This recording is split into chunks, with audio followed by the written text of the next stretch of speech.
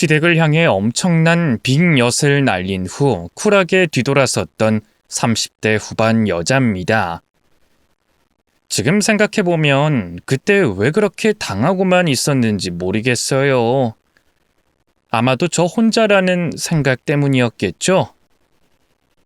시댁에서는 제가 아무리 잘해도 제 편을 들어줄 사람이 없었으니까, 심지어 남편도 어쨌든 그 집 식구니까 저의 희생만 바라더라고요. 그저 평범하고 무난했던 만남과 결혼이었어요. 결혼식을 올릴 때까지만 해도 저는 아이 둘을 낳고 소소한 재미와 행복을 찾으며 살 줄 알았어요. 그리고 처음엔 시댁 식구들에게 잘 보이려고 엄청나게 애쓰고 노력했습니다. 하지만 돌아오는 건 더 큰 기대와 무시뿐이더라고요. 생각해보면 선물을 받으시고는 단 한 번도 마음에 든다, 고맙다 이런 말씀이 없으셨어요. 오히려 제 가슴에 못을 박으셨죠. 거기에 이것 말고 없었니? 이건 좀 촌스럽다. 선물해줬으니 쓰긴 하겠다만 다음부턴 취향 좀 고려해서 골라줄래? 정말 충격적이었던 건 제가 시어머니께 선물을 해드리고 난 후 포장도 뜯지 않은 그대로 중고거래에 올려져 있는 거예요. 그걸 어떻게 알았냐면 시어머니께 선물 드릴 때 그 제품에 각인을 써드린 적이 있었는데 그대로 올려져 있더라고요. 물론 마음에 안 들고 돈 아까워서 중고장터에 올릴 수도 있죠. 하지만 선물 받자마자 그대로 휙 올려버리시니까 속이 상하더라고요. 그때부터는 시어머니께 드릴 선물을 고심해서 고르기보다는 현금으로 드리는 편이 낫겠다 싶어 그렇게 해드렸어요. 이 결혼 생활이라는 게 원래 집안과 집안과의 만남이라고 하잖아요. 지금은 좀 삐그덕대지만 맞춰가다 보면 가족이 되어가지 않을까 생각하며 감내했습니다. 시누이는 뭐랄까 착한 듯 하면서 사람 속을 뒤집어 놓는 타입이었는데요. 예를 들면 대화의 흐름이 이런 식이었어요. 아니, 어제 엄마가 계속 언니 욕만 하는 거예요. 그래서 제가 그러지 말라고 타일렀어요. 사람이 살다 보면 실수도 하고 잘못도 하지 않냐면서 며느리를 딸처럼 대해달라고 1시간 내내 설득했어요. 요즘 시대가 어떤 시대인데 며느리한테 시집살이를 해요? 참 보면 우리 엄마도 유난인 부분이 많아요. 그쵸? 그래도 속은 깊은 분이니까 언니가 이해해줘요. 워낙 할머니한테 시집살이를 많이 당해서 가슴속에 화병이 있어서 그래요. 생각해보면 참 불쌍해요. 저는 우리 엄마같이 시집살이 당하면서 절대 안 살 거예요. 참. 그리고 이건 진짜 비밀인데요. 혹시 저희 이모들한테 밉보인 적 있어요? 단체 톡방까지 만들어서 언니 뒷담화를 신나게 하던데. 저희 오빠가 워낙 엄친하잖아요. 이모들한테 사랑을 잔뜩 받고 자란 사람이라 원래 이모들이 간섭이 좀 많긴 했어요. 심지어 결혼 상대자에 대한 조언을 많이 해주곤 했거든요. 그런데 갑자기 언니를 데려와서 결혼한다고 하니까 그쪽에서는 좀 충격을 받았나 봐요. 이모들이 좀 학벌도 많이 보고 외모도 많이 보고 능력도 많이 보거든요. 괜찮은 여자 소개시켜주겠다고 신신당부를 했는데도 오빠가 엉뚱한 사람을 선택하니까 그쪽에선 좀 서운했나 봐요. 나중에 싫은 소리 좀 듣더라도 언니가 좀 이해해 주세요. 이모들이 워낙 좀 까다롭긴 하거든요. 날 도와주는 건지 날 깔아 뭉개는 건지 도저히 알 수 없는 신우의 발언에 초반에는 상처를 많이 받았어요. 마치 저에게 상처를 받으라는 듯이 막말을 해대는 게 너무 악독하지 않나요? 난 언니 편이니까 하면서 은근히 저를 무시하고 기만하는 태도가 너무 별로더라고요. 그때 깨달았죠. 이 집안에서 진정한 내 편은 한 명도 없구나. 그냥 각자 도생해야 되는구나. 그 집안에서 적응하는 방법을 깨닫고 노력하려 해봤지만 고된 시집살이는 점점 더 심해졌습니다. 결혼을 하면 없던 제사가 생긴다고 하더니 그 말이 소름 돋게 딱 맞아떨어졌어요. 원래는 결혼하기 전에 단 한 번도 제사를 지내는 걸 본 적이 없다고 남편이 그랬건만 시어머니는 갑자기 저를 부르시더니 호통을 치시더라고요. 어떻게 제사를 잊을 수가 있어? 네? 제사 지내시는 줄 몰랐습니다. 우리 집안은 대대로 조상의 복을 받아온 가문이야. 제사는 며느리의 당연한 의무니까 앞으로는 네가 알아서 차려야 할 거다. 명문 집안일수록 제사성이 호화스러워야 하는 거야. 이참에 우리 며느리 실력 좀 보자. 친정에서 제사상 차리는 방법쯤은 익혀왔겠지? 너무 당황스러웠지만 거기다 대고 대들 수는 없었어요. 그래서 인터넷을 찾아보고 지인에게 물어봐가며 제사상을 겨우 차렸건만 시어머니께서는 죄다 엉망이라며 제 머리를 쥐어박더라고요. 살면서 누군가에게 머리를 맞아본 건 처음이었어요. 야! 이딴 식으로 차릴 거면 차라리 나한테 말을 하지! 아이고, 조상님 앞에서 부끄러워서 어떻게 절을 하나? 하루 종일 허리도 펴지 못하고 준비한 제사상인데 너무 뭐라고 하시니까 눈물이 찔끔 나오더라고요. 결국엔 혼자서 구석에 가 눈물을 훔치고 있었어요. 그랬더니 시어머니께서 보시곤 야! 부정타게 울 거면 나가서 울어! 하며 눈이 펑펑 오는 날 저를 바깥으로 내쫓으셨습니다. 물론 그 사이 남편과 신우는 거실에서 과일을 먹으며 TV를 보고 있었죠. 신우가 결혼을 한 후에는 더 힘들었어요.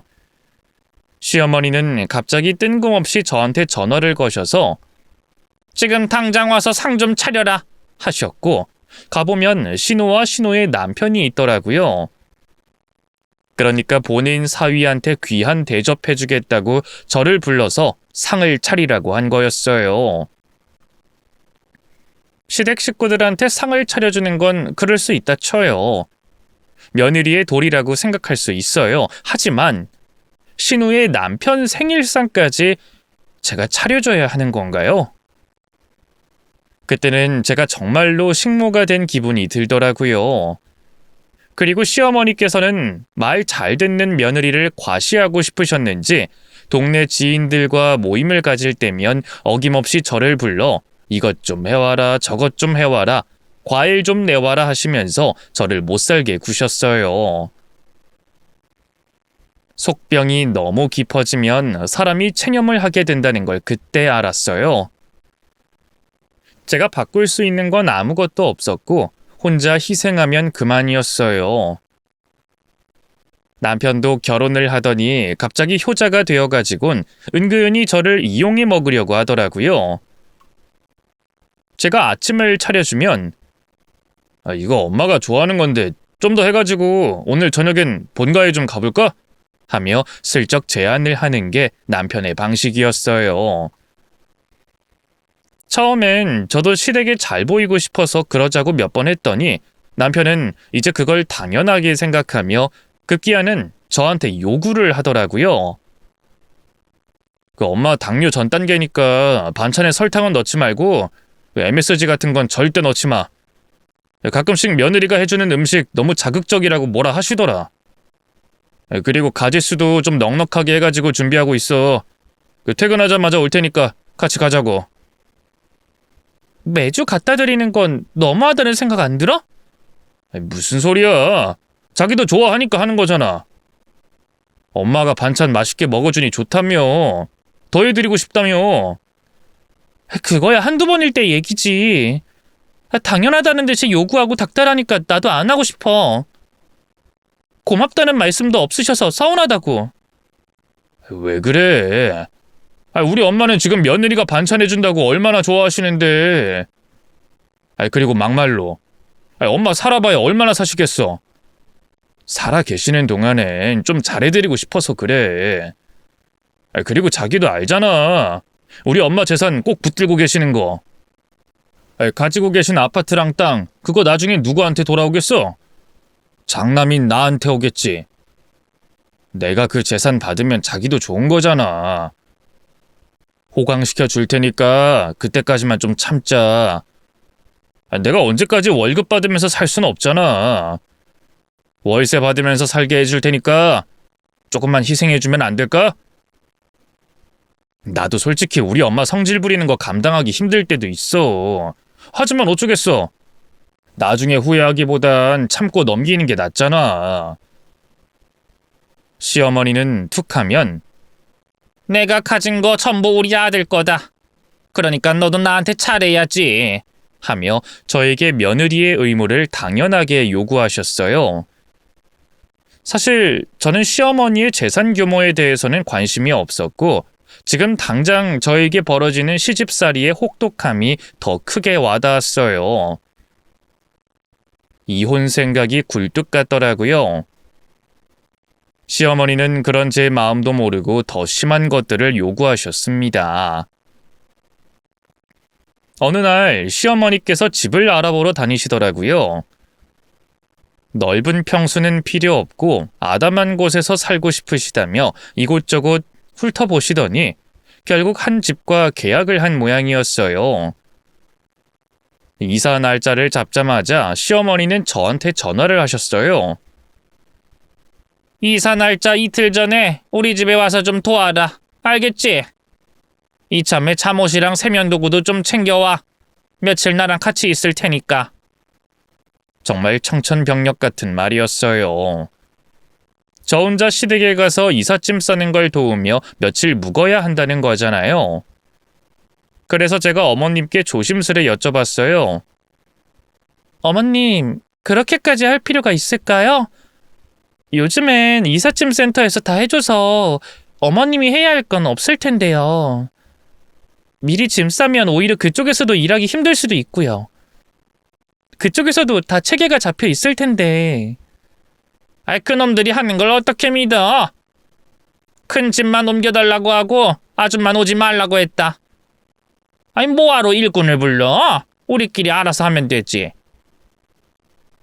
어차피 아줌마가 와서 도와줘봤자 엉망으로 해놓을 거고 다 없고 내가 다시 해야 되는데 이럴 거면 돈 아끼고 우리가 하는 게 훨씬 낫지. 참, 우리 집 올 때 시원한 식혜 좀 만들어와.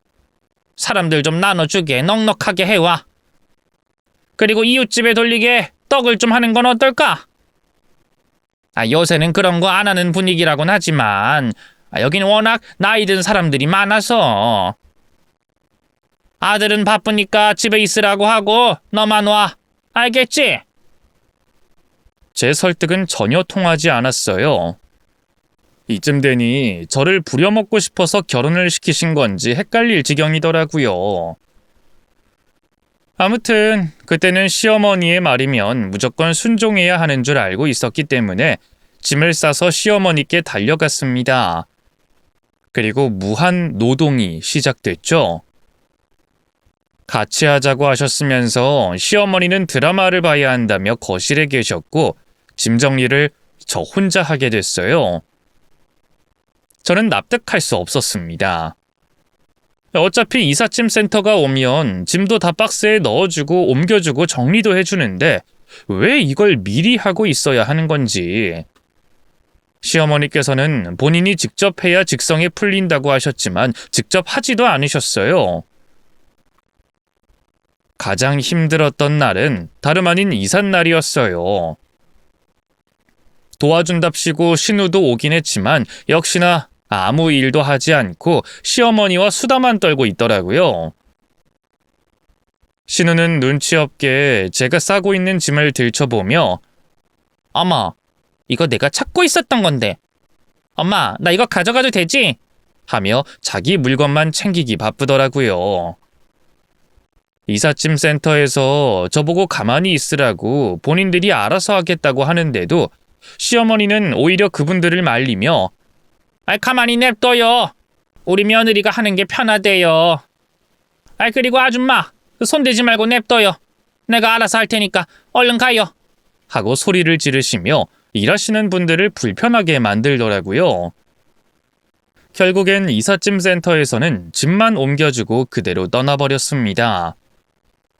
그리고 어질러져 있는 짐을 정리하는 건 전부 제 몫이었죠. 시어머니는 말씀으로는 앉아서 정리만 하는 게 뭐가 힘드냐고 하지만 먼지가 풀풀 나는 곳에서 눈도 침침하고 제대로 먹지도 않아 힘도 없는데 계속 앉았다 일어났다 허리를 굽혔다 폈다 반복하니까 머리가 핑 돌더라고요. 제가 물 한 잔 먹으려고 부엌에 가도 시어머니는 하던 일은 다 하고 오는 거니? 일은 다 마무리하고 밥을 먹어야지 하며 눈치를 주시더라고요. 고생은 제가 다 했는데 신우는 시어머니의 어깨를 주무르며 아양을 떨더라고요. 우리 엄마 이사하느라 너무 고생했네.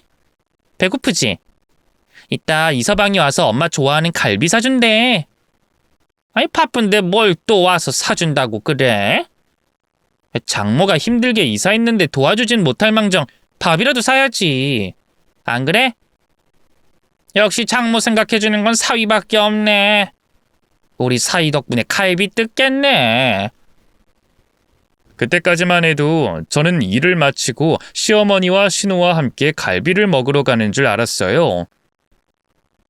그거 먹게 하려고 지금까지 굶긴 줄 알았죠. 정말 미치겠는 게 하나를 마치면 하나가 생기고 또 하나를 마치면 또 하나가 생기고 이삿짐 정리가 정말 끝이 없더라고요. 그릇 정리까지 다 마치니까 시어머니는 저를 옷장으로 데려가시며 속옷을 탈탈 털어주시면서 이거 색깔별로 곱게 정리해라 하시더라고요. 새벽에 이사를 시작해서 저녁까지 한 끼도 못 먹고 일만 하려니 진짜 식은땀이 줄줄 나서 어지럽더라고요. 그러다가 어느 순간 기억을 잃고 말았어요. 저도 모르게 의식을 잃었나 봅니다. 시어머니의 속옷을 정리하다가 그대로 쓰러졌는지 제가 바닥에 누워있더라고요. 희미하게 현관문이 열리고 닫히는 소리와 함께 시어머니와 신우의 목소리가 들려왔어요. 엄마, 잘 먹었어? 맛있었지? 거기 맛집이래. 아유, 이서방이 돈 너무 많이 쓴 거 아니니? 에이, 장모한테 이 정도는 해드려야지. 이서방이 이삿짐 정리 못 도와줘서 미안하다고 전해달래. 아이, 그걸 왜 이서방이 해? 일하는 사람이 버젓이 있는데. 아무튼 다음부턴 이런 일로 마음 쓰지 말라고 해. 아이, 가뜩이나 직장 다니는 사람이 왔다 갔다 시간이 어딨겠어. 아유, 그래도 우리 사위 잘 만난 덕분에 비싼 갈비도 뜯고 고맙다고 전해라. 둘은 이미 식사를 하고 돌아왔더라고요. 제가 쓰러져 기절했는데 저를 내버려 두고 갈비를 뜯으러 갔던 거예요. 심지어 집에 들어오더니 누워있는 저를 보고 시모가 뭐라고 했는지 아세요? 얘 아직도 자고 있네? 일어나서 일해! 그릇 정리도 아주 엉망으로 해놓고 퍼질러 차는 꼴 좀 봐! 시어머니는 발로 저를 툭툭 건드리며 흔들어 깨우더라고요. 제가 겨우 의식을 회복하고 눈을 슬며시 뜨니까 시어머니가 소리를 지르셨어요. 너 깨어있는 거 다 알아! 꾀병 부릴 생각하지 말고 벌떡 일어나! 실눈 뜨고 있는 거 다 보인다! 어머님, 저 물 좀 주시면 안 될까요? 아이고, 퍼질러 차놓고 나더러 물까지 갖다 바치란다. 네가 떠다 마셔! 너무 어지러워서 그래요. 머리가 너무 무겁고 일어나기가 힘들어서. 나는 뭐 멀쩡한 줄 알아? 이사하느라 온몸이 뻐근하고 몸살 날 것 같은데 너는 젊은 애가 벌써부터 엄살이야? 누가 보면 막노동이라도 시킨 줄 알겠네. 네가 굶떠서 늦게 끝났잖아. 하여간 일머리는 하나도 없어가지고 얼른 일어나서 마무리 지어. 가까스로 의식을 찾게 된 저는 눈물까지 흘려가며 이삿짐 정리를 마무리 지었습니다. 시어머니는 저에게 고맙다는 말은커녕 계획보다 늦게 끝났다며 투덜대더라고요. 그리고 얼른 가서 신랑 밥이나 차려주라며 제 등을 떠미셨습니다. 그렇게 저는 쫄쫄 굶은 채로 집에 갔고 밥을 지을 힘도 남아있지 않아 배달을 시킨 뒤 걸신 들린 듯 밥을 먹었습니다. 맞은편에서 밥을 먹던 남편은 제 모습을 보고는 숟가락을 탁 내려놓으며 상처를 주더라고요. 아이씨, 정말 밥맛 떨어지게. 그렇게 개걸스럽게 먹어야겠어? 무슨 여자가 숟가락으로 반찬을 떠먹냐? 그리고 배달 음식 이딴 거 시킬 바엔 직접 밥 좀 하면 안 되냐? 그거 뭐 얼마나 걸린다고. 나 지금 손 떨리는 거 안 보여? 하루 종일 밥도 못 먹고 이랬어. 미친 듯이 배가 고팠어. 너만 이랬냐? 고작 이삿짐 정리해주는 거 그거 하나 했다고 엄살 부리는 거야? 내가 이런 말까진 안 하려고 했는데 말이야. 엄마가 서운하시대. 사위는 장모 고생한다고 직접 와서 갈비까지 사주고 갔다고 하는데 며느리는 일하기 싫다고 누워만 있었다고 얼마나 속상해 하셨는지 알아? 할 거면 제대로 했어야지. 내가 뭐 많은 걸 바란 게 아니잖아. 그냥 대충 하는 신용이라도 했으면 엄마가 그렇게까지 화가 나셨겠어? 사람이 노력이라는 걸 해야지. 허구한 날 불평불만에 엄살만 부리면 누가 예뻐하겠어? 너라면 노력하는 사람을 예뻐하지 툭하면 회피하고 죽상인 사람한테 애정을 쏟겠어? 지금 그쪽만 예쁨 받고 있는데 밥이 넘어가냐고? 내가 너 때문에 속이 답답해서 밥이 안 넘어가. 나 짐 싸들고 어머님 댁에 가서 지금까지 일만 하다 왔어. 엄살을 부렸다고? 나 진짜 식은땀 줄줄 흘리다가 기절했거든? 근데 아무도 날 도와주지 않더라. 거들떠도 안 보더라. 심지어 둘이 갈비 먹으러 나가버렸더라. 그래놓고 나보고 엄살 부린 거고 자는 척하는 거래. 내가 얼마나 서러웠는지 알아? 그러니까 너는 왜 그렇게 몸이 약한 건데? 네가 냉장고를 옮겼어? TV를 옮겼어? 짜잘한 거 정리해주는 게 그렇게 힘들었어? 그럴 거면 애초부터 못하겠다고 거절을 하던가. 자신만만하게 가더니 욕만 얻어먹고. 이게 뭐하는 짓이야? 어떻게 거절을 해? 이미 거절할 수 없게 만드는데 어떻게 거절을 하냐고. 말 나온 김에 좀 묻자.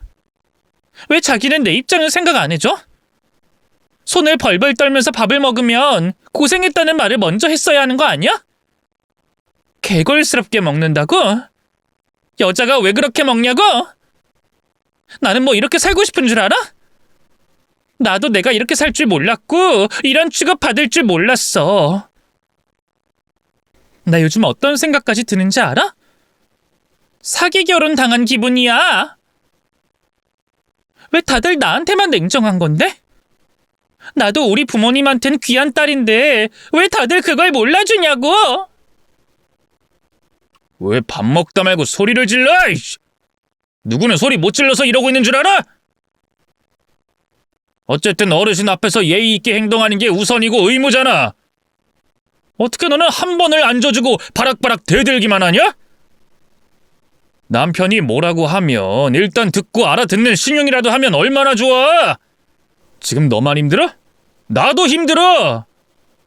회사에서 하루 종일 상사한테 시달리고 비위 맞추느라 얼마나 고달픈지 알아? 그래도 나는 싫은 티 한 번도 안 냈어. 왜냐고? 그게 내가 해야 할 일이니까. 책임져야 할 가족이 있는 가장이니까. 나 오늘 쓰러졌다고. 기절했다고. 그래서 뭐 생사를 오갔어? 응급실에 실려갔어? 잠깐 어지러워서 누워 있었던 거잖아. 나도 가끔 일하다가 화장실에서 정신이 잃을 때도 있어. 중요한 건 정신력이야. 하기 싫다고 계속 회피하면 몸도 거기에 따라가게 되어 있어. 무슨 일이든 긍정적으로 나서서 해야 몸도 따라주는 거라고. 솔직히 말해봐. 나랑 왜 결혼했어? 그게 무슨 소리야? 당연히 좋아하니까 결혼까지 한 거지. 왜 하필 나였냐고. 친척분들이 선도 보게 해줬다면서 왜 하필 나를 고른 건데? 편해서. 너는 내 맘대로 할 수 있을 거라 생각했거든. 고작 그 이유야? 난 그게 이상형이야. 자기 주장 약하고 긍정적인 사람. 요즘 그런 여자 잘 없잖아. 나는 너가 그런 사람이라고 생각해서 결혼 결심했지. 근데 요즘 하는 걸 보니 내가 사람을 잘못 본 것 같네. 이 사람이 진심으로 날 사랑하는 건가 의심이 들더라고요. 결국에 남편은 제가 고분고분 말을 잘 듣는 타입이라 결혼을 한 거예요. 애초부터 노예 취급을 할 생각으로 저를 끌어들인 거였죠. 그땐 정말 소름이 돋더라고요. 저는 이런 삶을 원하지 않았어요. 적어도 사람으로서 동등한 대우를 받을 수 있는 곳에서 저를 사랑해주는 사람과 행복하게 살고 싶었어요. 이제 더 이상 시댁 식구들과 남편을 감당할 수 없었어요. 더하면 더했지 덜하진 않을 시집살이를 이제는 저 스스로 끝내고 싶었습니다. 그리고 혼수 상태인 저를 그대로 방치하고 고기를 먹으러 나간 시댁 식구들을 도저히 용서할 수 없었어요. 다시 깨어났으니 망정이지 잘못됐으면 어쩔 뻔했냐고요. 저도 이제 싫은 건 싫다 거절을 하면서 당찬 며느리로 살아가기로 결심했습니다. 이대로 이혼만 해주기에는 너무 억울하잖아요. 예전엔 남편에게 사랑받지 못할까봐, 시어머니에게 인정받지 못할까봐 전전긍긍하며 잘하려고 노력했어요. 하지만 이제는 모든 걸 놓아버렸기 때문에 그럴 필요가 없겠더라고요. 이제는 달라진 제 모습을 보여주며 제 인생을 살기로 결심했어요. 얼마 후 시어머니께 연락이 왔습니다. 오늘 우리 아들 집에 갈 거니까 밥 좀 차려놔라. 어차피 수저 하나만 더 놓으면 되잖아. 어머님 어쩌죠? 저 오늘 약속이 있는데 다음에 오시겠어요? 뭐? 약속? 네가 무슨 약속이 있는데?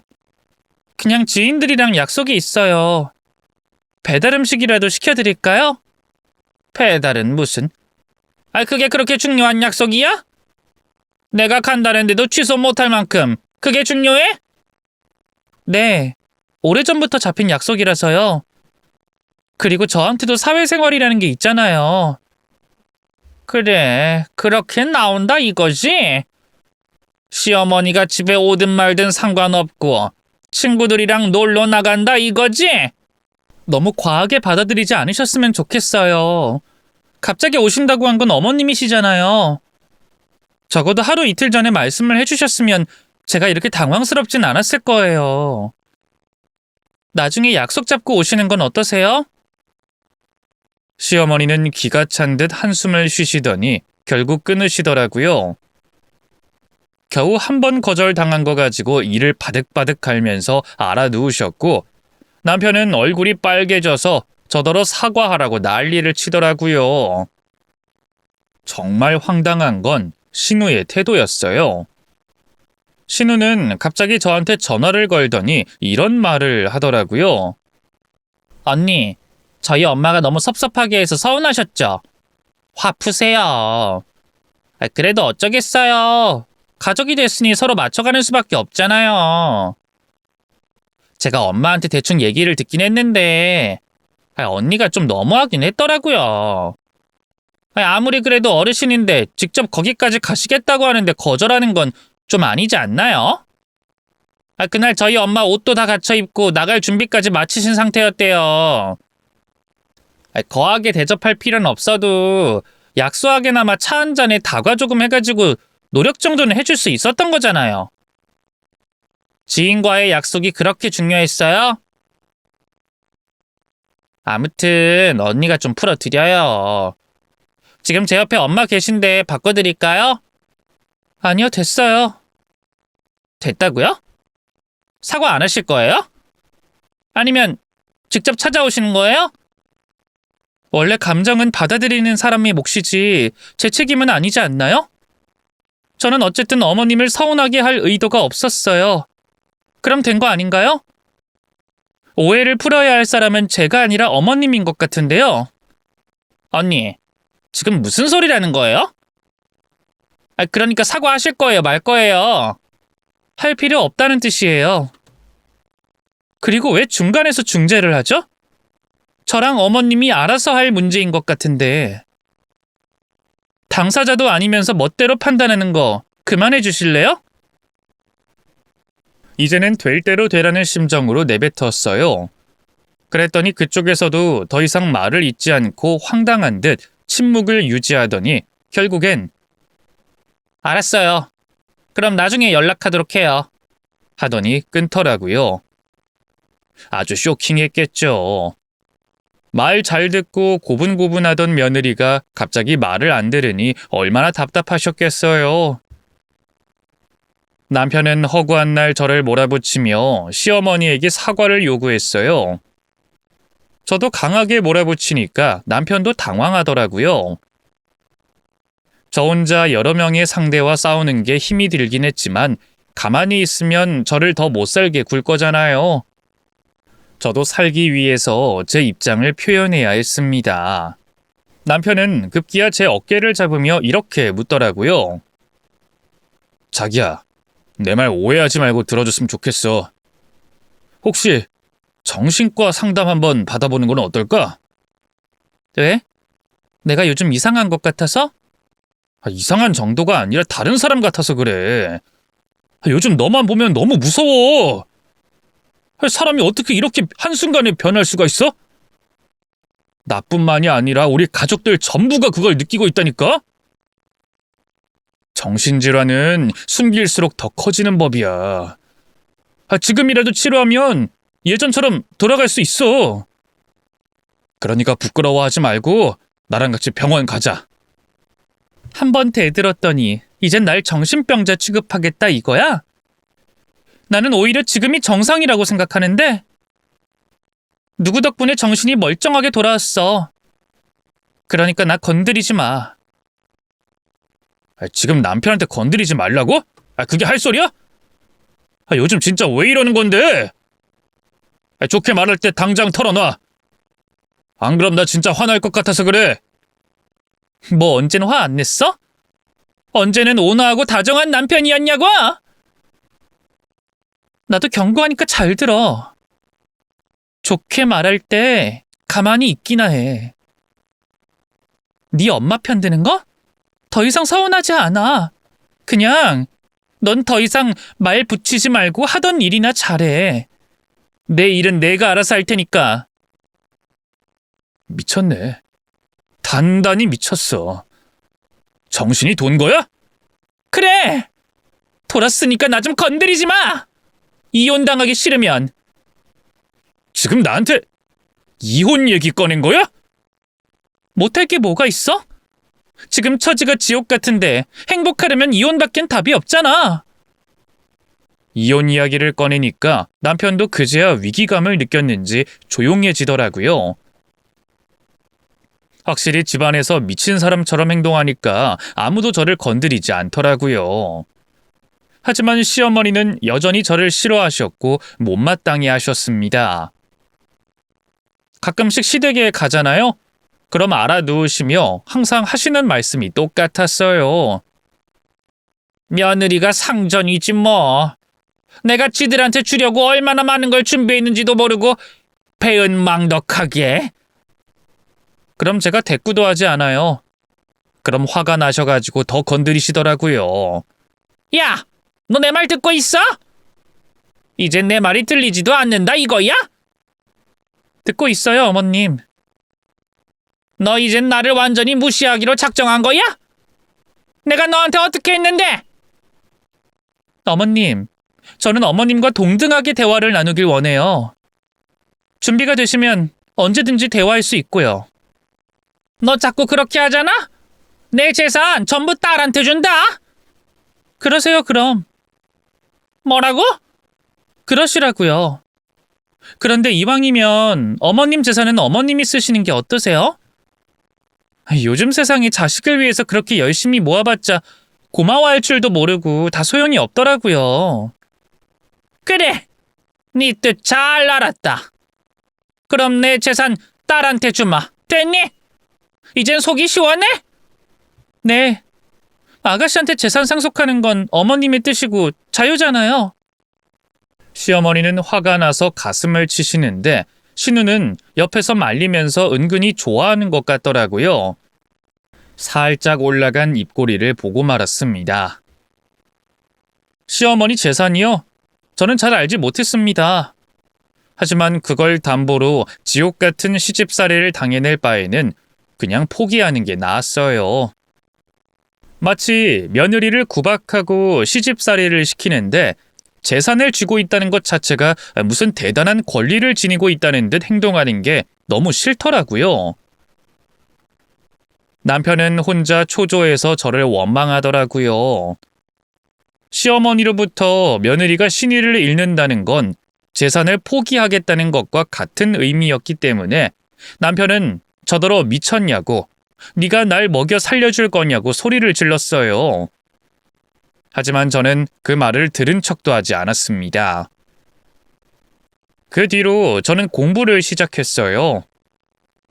커리어를 쌓을 틈도 없이 결혼을 하고 경력이 단절됐기 때문에 다시 무언가를 시작한다는 것 자체가 쉬운 일은 아니었지만 인생 어떻게 될지 모르잖아요. 이 집안에서 평생 미친 사람으로 살 수도 없는 노릇이고 이제는 제 인생 제가 찾아야죠.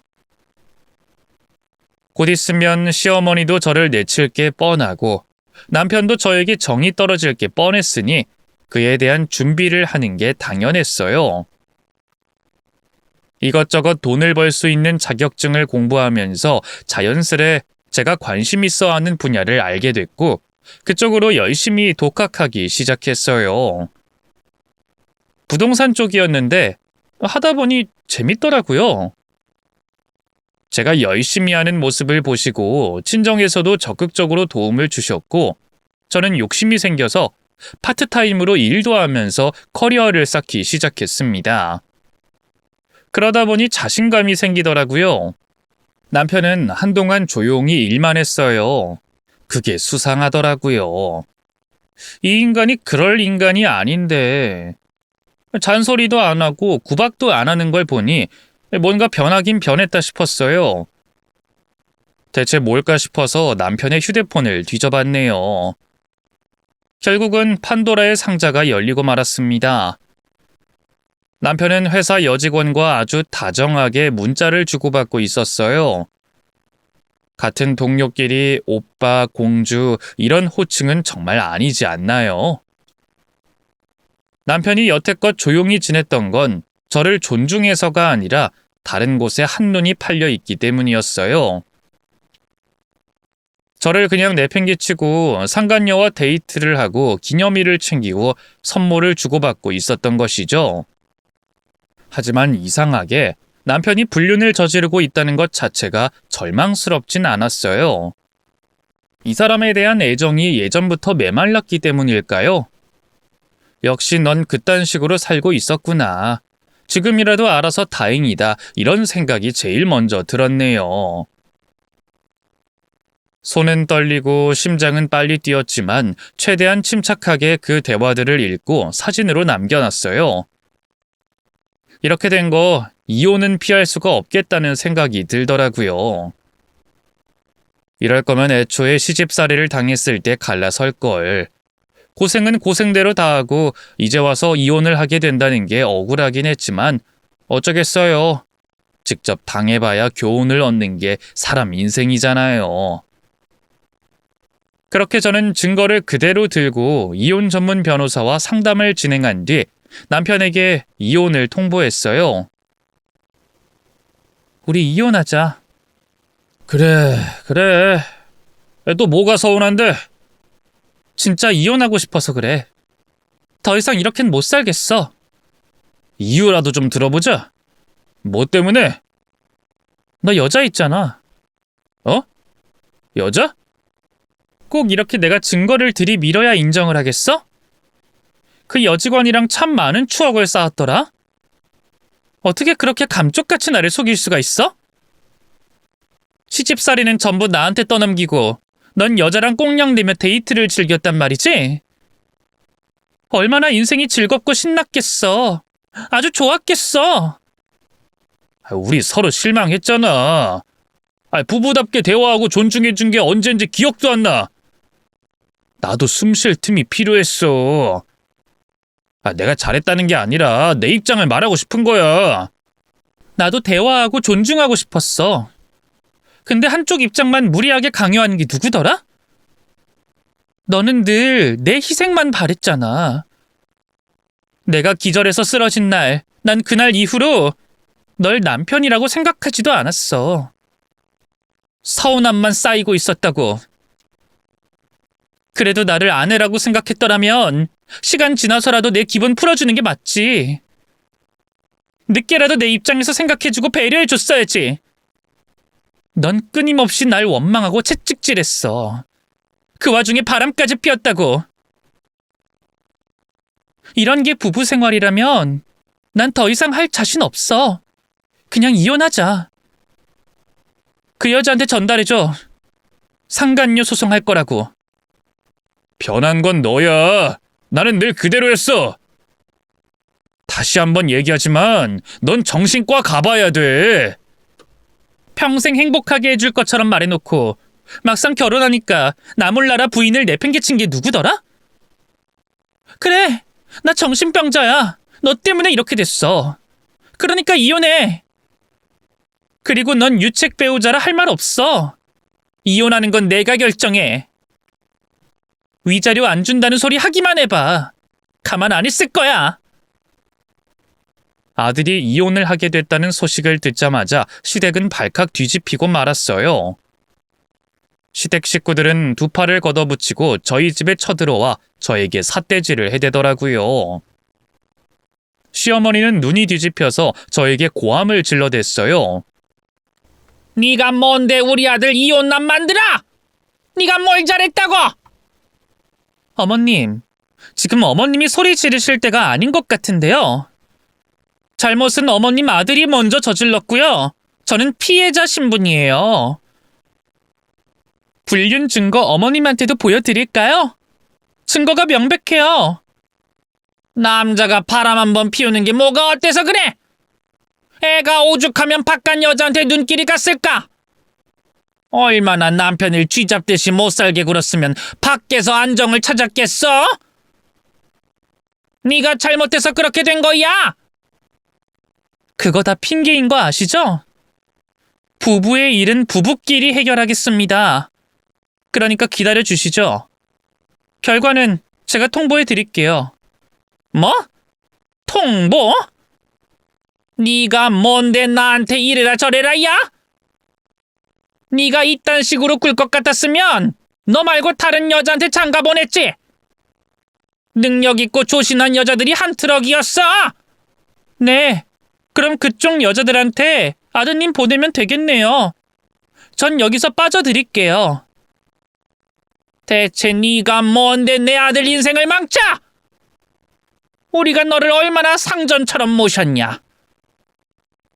살다 며느리 눈치 보고 살 줄은 내가 몰랐다. 어떻게 너는 고마운 걸 하나도 모르고 서운한 것만 생각해? 어머님, 서로의 입장이 다른 것뿐이에요. 어머님 입장에서는 저한테 서운한 것들도 많고 화도 많이 나시겠지만 전 반대로 어머님한테 서운한 게 정말 많아요. 저희 이런 식으로 살다가는 더 사이가 나빠질 게 뻔해요. 저 진심으로 이혼하고 싶어요. 그러니까 더 이상 저한테 소리 지르지 마시고요. 사람 대 사람으로 대해주세요. 남의 집 귀한 자식이라고 생각하면 그렇게 소리를 지를 수 있으시겠어요? 너 진짜 이럴 거야? 내가 뭐 얼마나 해야 되는데. 이혼하면 네 인생 망하는 건데 스스로 지옥불에 들어가고 싶어서 그러니? 지옥불에 들어가는 건 제 선택입니다. 그러니까 상관하지 말아주시죠. 재산 안 준다 해서 그래? 내가 설마 아들 내버려두고 딸한테 재산을 전부 주겠어? 네 목도 있다. 그러니까 이제라도 내 말 잘 듣고 며느리 둘이 잘하면 재산 분할해줄게. 너 그것 때문에 지금 심술 부리는 거잖아. 어머님, 예전부터 궁금한 게 있었는데요. 혹시 어머님이 가지고 계신 부동산 자산 있잖아요. 그거 서류 볼 수 있을까요? 아무리 생각해도 좀 수상해서요. 계속 말이 바뀌시는 것도 그렇고 자세히 물어보면 당황해 하시는 것도 그렇고 좀 의심이 돼서 그래요. 설마 재산 가지고 거짓말하고 계시는 건 아니시죠? 내가 그걸 가지고 왜 거짓말을 해? 제가 요즘 부동산 공부를 좀 하고 있거든요. 근데 어머님 소유라는 그 땅 있잖아요. 거기 매물이 나왔더라고요. 주인이 다른 분이시던데 이건 어떻게 설명하시게요? 그건 내가 팔았어.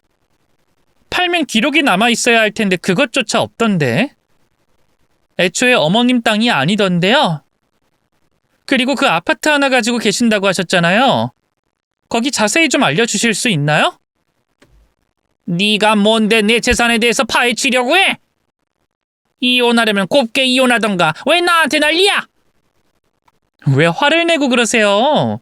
전 걱정돼서 그래요. 어머님 혹시 사기당하신 거 아닌가요? 그렇지 않고서야 서류도 없이 다른 주인이 있을 순 없잖아요. 지금 이 자리에서 서류를 증명해 주실 거 아니면 솔직하게 털어놓으시는 건 어때요? 전 아무리 봐도 거짓말 같아서요. 그제서야 신우도 그래 엄마 얼른 증명해줘. 서류는 있을 거 아니야 하며 재촉하더라고요. 하지만 시어머니는 꿀먹은 벙어리처럼 아무런 말도 하지 않았습니다. 신우 부부와 남편은 그런 시어머니의 모습을 보고 충격을 받은 듯 조용해지더라고요. 신우는 벌벌 떨면서 시어머니에게 따졌습니다. 엄마, 진짜 거짓말이었어? 우리한테 재산 물려준다고 해놓고 그 돈 다 어쨌어? 이럴 거면 엄마한테 돈 안 꺼줬지? 빌려준 내 돈 내놔! 엄마가 다 해결할 거야. 그러니까 좀 기다려. 해결은 무슨 해결? 애초부터 왜 거짓말을 했는데? 신우의 남편은 잔뜩 실망한 듯 고개를 가로저으며 현관문을 박차고 나가더라고요. 저는 그 사람의 속내를 진작에 눈치채고 있었어요. 장모에게 잘하는 사위인 척 콩고물을 탐내는 그런 사람이었던 거예요. 내색은 하지 않았지만 장모님이 재산 얘기를 할 때마다 귀를 쫑긋 세우는 모습을 한두 번 본 게 아니에요. 집안은 아주 쑥대밭이 되고 말았죠. 저는 바로 이혼을 준비했고 신우부부도 사이가 급격히 나빠졌다고 하더라고요. 그리고 시어머니는 갑자기 자식들과 서먹해지고 말았죠. 그렇게 저는 시댁 식구들에게 핵폭탄을 던진 뒤 퇴장했습니다. 이혼을 준비하면서 저는 남편이 다니고 있던 회사 인사팀에 둘의 불륜 사실을 고발했어요. 아무리 그래도 남들 시선 의식하는 대기업인데 품위 유지를 빌미로 징계 정도는 내려주지 않을까 기대했거든요. 회사 내에서 소문이 쫙 퍼졌는지 얼마 후 상간녀의 퇴사 소식이 들렸고 남편의 부서 이동 소식이 들렸습니다. 그 소식을 어떻게 들었냐고요? 남편이 저한테 와서 따지더라고요. 이렇게까지 해야 했냐? 이혼하면 얌전히 도장이나 찍을 것이지 왜 고발을 해? 너 때문에 지금 내 인생 망가진 거 안 보여? 이제는 속이 좀 시원하냐? 하나밖에 없는 남편 밑바닥까지 끌어내리니까 통쾌해? 살다 너같이 잔인한 여자는 처음 봤다. 너 이거 명예훼손으로 고소 가능한 거 알고 있지? 고소해. 나도 그걸 원해. 원래 치고받고 싸우고 난 후에 진정으로 끝맺음해야 뒤탈이 없는 거거든. 근데 좀 실망이네.